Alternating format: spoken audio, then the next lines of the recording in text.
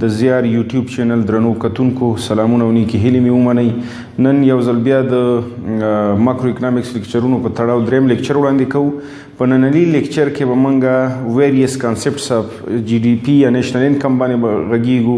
همداشان په دې به موږ په دوهمه برخه کې وغږیږو چې نیشنل انکم موږ څنګه محاسبه کوی شو یا څنګه یې کیلکولیټ کوی شو، او ترڅنګ به یو څه خبرې په دې باندې وکړو چې د نیشنل انکم په کیلکولیشن کې یا د ملي عاید په سنجش کې عموما کمې ستونزې دي او بالخصوص په پرمختیایي هیوادونو کې. د نیشنل انکم په ویریس کانسپټس برخه کې موږ لومړی د جی ډي پي په بخش باندې غږیږو. تاسو ته پته ده چې جی ډي پي د ګراس ډومېسټک پروډکټس نه مخفف ده او ګراس ډومېسټک پروډکټ یا کورنۍ ناخالص تولید چې موږ ورته وایو د هغه پولي ارزښت څخه عبارت ده چې د یو کال په جریان کې د یو هیواد په داخلي ساحه کې یا د سرحداتو په داخل کې تولیدیږي. مثلا که د افغانستان جی ډي پي موږ یادوو، د افغانستان د جغرافیایي سرحدونو په داخل کې چې څومره تولید د یو کال په جریان کې افغانانو یا بهرنیانو کړی هغه زمونږ ګراس ډومېسټک پروډکټ کې راځي.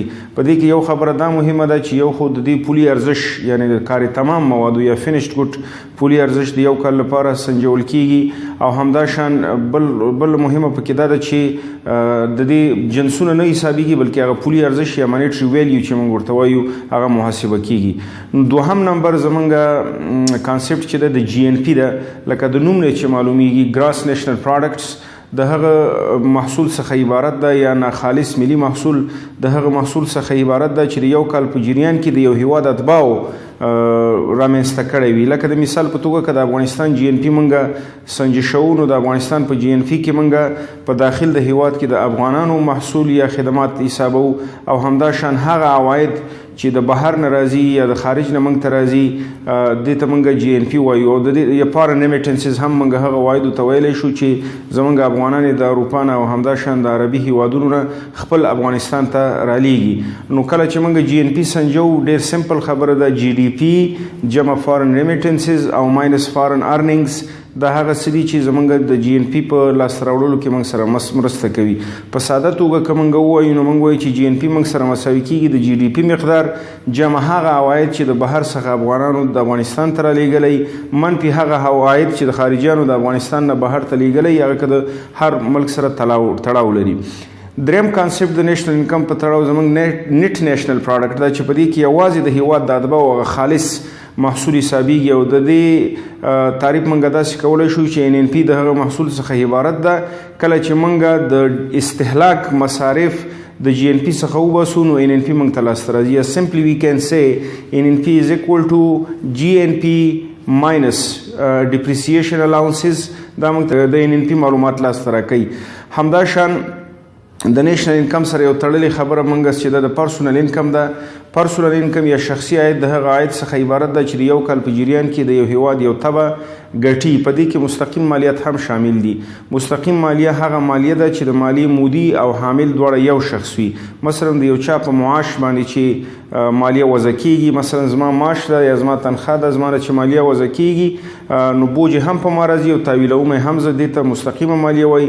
غیر مستقیمه مالیه هغه ده چې د مالیې مودي او د مالیې حامل چې ده سره فرق ولري. مثلا که بزنسمین باندې موږ دغه په تولیداتو مالیه لګوو نو هغه مالیه ورکوي، تحویلونکی دی شو، خو ولې مسؤلیت د مشتریانو په غاړه راځي چې دغه جنس نه استفاده کوي. وجه دا ده چې دغه شخص یا دا کاروباري هغه مالیه په غیر مستقیم شکل باندې د اجناسو په قیمتونو باندې ورعلاوه کوي. همداشان د نیشنل انکم یا د ملي عاید سره تړلې یو بله اصطلاح موږ ډسپوزیبل پرسنل انکم ده. مخکې ما ویلي چې په پرسنل انکم کې ډایرکټ ټیکسز شامل دي، ولې په ډسپوزیبل پرسنل انکم کې زمونږ چې ډایرکټ ټیکسز نه دي شامل، نو موږ وایو چې disposable personal income is equal to personal income minus direct taxes. یا موږ په پښتو کې ویلی شو چې disposable personal income مساوي کیږي موږ سره شخصي عاید منفي مستقیمه مالیه چې په دغه شخص باندې د یو کال په جریان باندې راځي. دا خو هغه کانسپټونه وو چې د نیشنل انکم سره تړلې خبرې وي. هر هیواد کوشش کوي چې د یو کال په جریان کې خپل نیشنل انکم سنجش کړي او په دې باندې پوه شي چې د تیرو وختونو سره په مقایسه یا په کمپیریزن کې د مثبت لور ته تللي یا منفي لور ته تللي. یو مهمه خبره چې په دلته زه غواړم یادوري وکړم، موږ عموما چې جی ډي پي کیلکولیټ کوو، فار ایگزامپل نو په دې کې دوه عمومي کانسپټ دي، یو نومینل جی ډي پی ده، یو ریل جی ډي پی ده. نومینل جی ډي پی هغه جی ډي پی ته ویل کېږي کله چې د جی ډي پی سنجش د بازار په مروجو قیمتونو سره وشي. دې ته اسمي جی ډي پی کیلکولیشن هم وایي. لکه د مثال په ډول که په 2019 کال کې د افغانستان جی ډي پی موږ سنجو او هغه جی ډي پی یعنی د څومره چې تولید شوی ضرب دی د بازار اوسني مروج قیمتونه، دې ته موږ اسمي جی ډي پی وایو ځکه چې د دې نه انفلاسیون نه ده منفي شوی.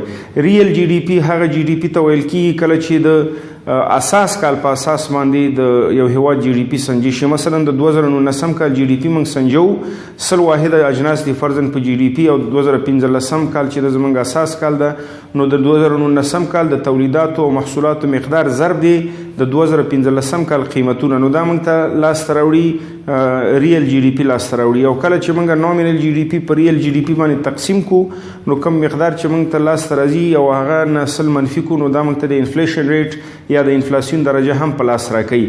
دا خو یو مختصر یاداشتو د جی ډي پی، جی ان پی، ان ان پی، پرسونل انکم، disposable personal income، nominal GDP، real GDP، direct taxes او indirect taxes. national income د کیلکولیشن په درې میتودونو باندې وغږیږو چې څنګه یو هیواد کولای شي چې نېشنل انکم سنجش کی یا کیلکولیټ کی.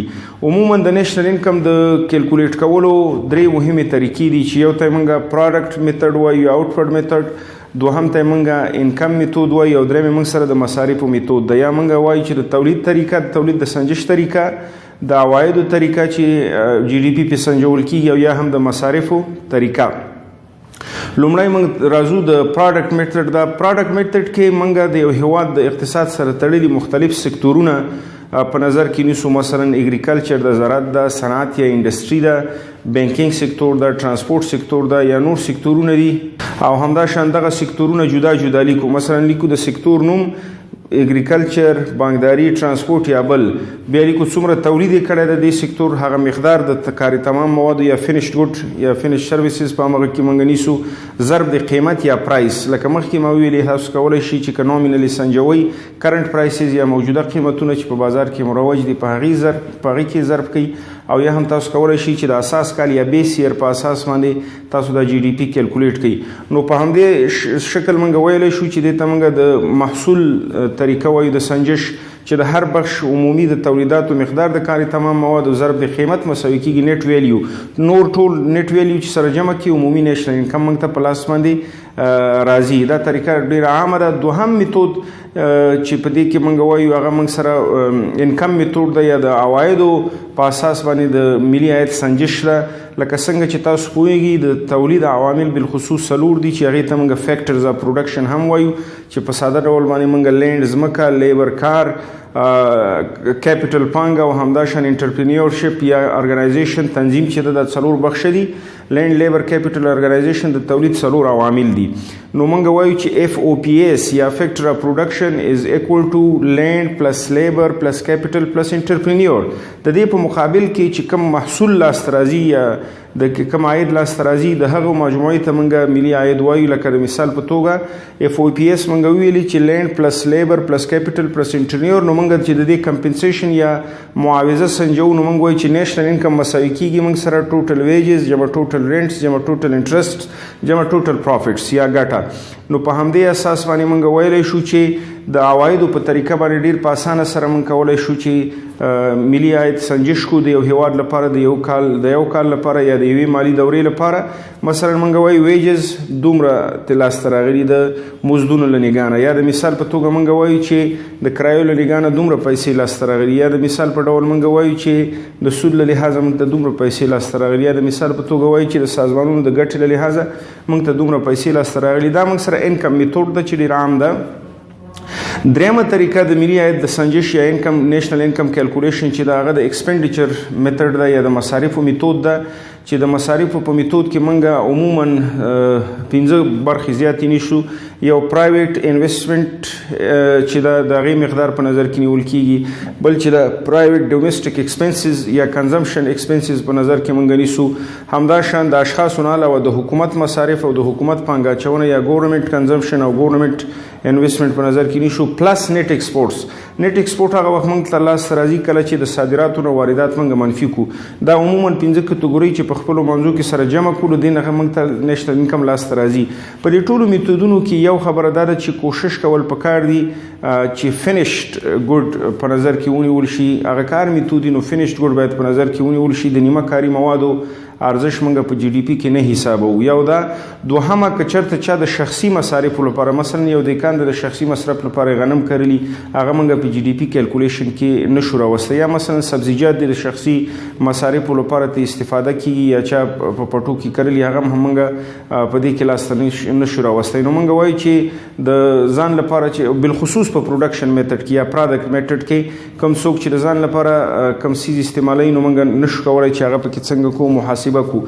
عموما د ملي عوایدو د ملي عاید په سنجش کې یو بل ستره تخطي دا کیږي چې واټ یا ویلیو ایډډ ټیکسز په نظر کې نه نیول کیږي یا ویلیو ایډیشن په نظر کې نه نیول کیږي. مثلا غنم دی کله چې د پټي نه راځي کارخانې ته د وړو لپاره په 2000 روپۍ باندې بوجي حسابېږي. غنم کاري تمام دی د دیکان لپاره یا فینیشډ ګوډ ده.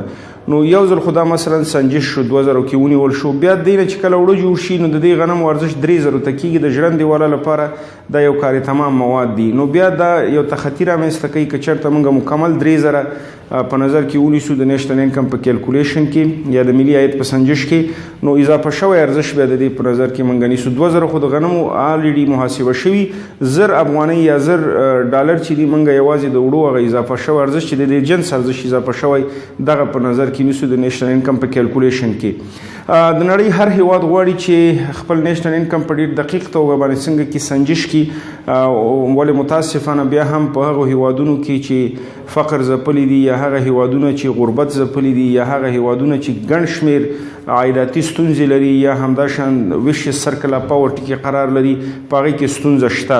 د ملي عاید په سنجش کې لومړنۍ ستونزه چې دا لیک اف ان ایډیکویټ انفارمیشن یا ډیټا ده. په بالخصوص په غریبو هیوادونو کې مناسبه ډیټا وجود نه لري چې د هغې په اساس موږ په دقیق شکل باندې نیشنل انکم کیلکولیټ کړو. او تاسو ته پته ده چې په غریبو هیوادونو کې یا بالخصوص هغه هیوادونه چې پرمختیایي دي دوه اقتصاد پکې حاکم وي یا ډوول اکانومي. ډوول اکانومي د one is rural economy and the second is urban economy. مثلا د اطرافي اقتصاد او ښاري اقتصاد کاملا یو بل سره تفاوت لري. دوه اقتصاد که په ښار کې موږ وګورو نو هر سهولت تقریبا اویلیبل یا دستیابي، شفاخانې موجودې، مکاتب، پوهنتونونه، سرکونه پاخه، ترانسپورټ منظم، ولې متاسفانه په اطراف کې بیا دا هیڅ هم نه وي. همدې ته دوه اقتصاد وایو. نو په همدې اساس لکه څنګه چې په اقتصاد کې په یو هیواد کې دوه په اساس باندې فرق موجودي، نو په کافي اندازه معلومات راټولول بالخصوص د ناامنو سیمو څخه دا ډېره ستونزمنه ده. په هر هیواد کې دغه مسؤلیت عموما د احصایې مرکزي دفتر لري، د هغې ولایتي دفترونه دي یا سنټرل سټیټسټک آفیس. هغوی کوشش کوي چې دغه ډیټا راټوله کړي په ډېره دقیق شکل باندې تر څو نیشنل انکم په صحیح توګه باندې کیلکولیټ شي. ولې متاسفانه چې دوی د ناامنۍ له وجې نه، د سیاسي بې ثباتۍ له وجې نه او همداشان د ګڼ شمېر نورو ستونزو له امله نشي کوی چې مکمل اکسس ډیټا ته ترلاسه کړي. دوهمه خبره چې د ملي عاید په سنجش کې یو ستر خنډ رامنځته کوي هغه لیک اف ټرینډ سټاف ده. داسې سټاف سنټرل سټیټسټک آفیس نه لري یا داسې سافټویرونو نه هغوی نه پېژني چې هغه په مودرنه توګه باندې استعمالیږي. که موږ تاسو ترکیې ته وګورو یا اروپایي هیوادونو ته وګورو نو په هغه ځای کې کیلکولیشن په اتوماتیک شکل باندې الکترونیکلی کیږي یا د انټرنیټ په اساس باندې جنس لا تولید شوی نه، د هغې ویلیو اتوماتیکلی هلته ثبت شوي، نو هغې کې څه ستونزه نشته. ولې متاسفانه په غریبو هیوادونو کې یا په هغې هیوادونو کې چې دوه اقتصاد ولري په هغه ځای کې سټاف یا کارمندان هم دومره ټرین شوي نه چې په ډېر جامع توګه باندې یا په ډېر اتنټیک یا اکیوریټ شکل باندې نیشنل انکم محاسبه کړي او قابل د اعتماد وګرځي. درېیمه خبره چې دا الټریسي ده یا بېسوادي یو ستر خنډ ده د ملي عاید د سنجش په باره کې.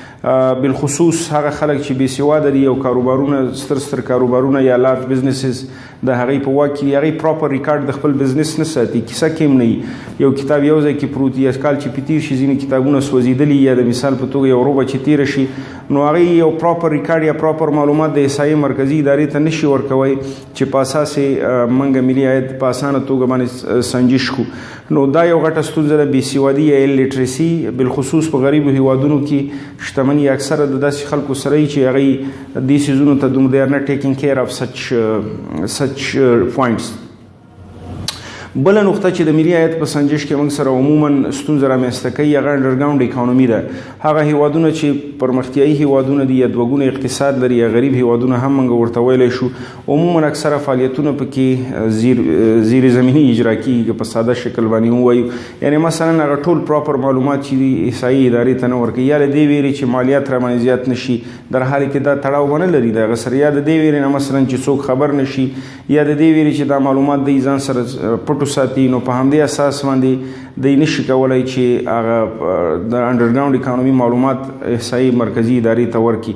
یا تاسو پوهیږئ چې زموږ او ستاسو په هغه هیوادونو کې چې هغه غریب هیوادونه دي یا دوه اقتصاد لرونکي هیوادونه دي، اکثره خلک د بې اعتمادۍ له کبله هم دا کار نه کوي. که بزنس یا تجارت لوی یا انکام لوی یا عواید لوی نو هغوی په اسانۍ سره خپل معلومات چاته نه ورکوي. هغه که any reason can be available there، هر علت کېدی شي چې په دې اساس کې صورت ونیسي.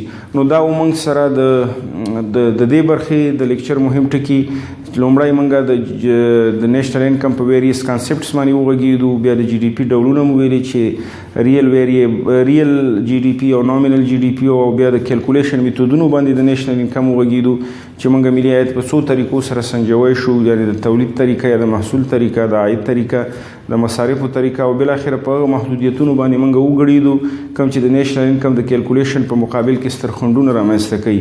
د توجه او پاملرنې څخه مو نړۍ مننه. که چېرته په موضوع باره کې یا د اړونده موضوع باره کې پوښتنې لرئ نو په ویډیو کې تاسو کولی شئ زموږ د واتساپ شمیره وګورئ، موږ ته ایمیل کولی شئ او که نوټونه پکار هم تاسو میسج کولی شئ. ډېره مننه د توجه څخه.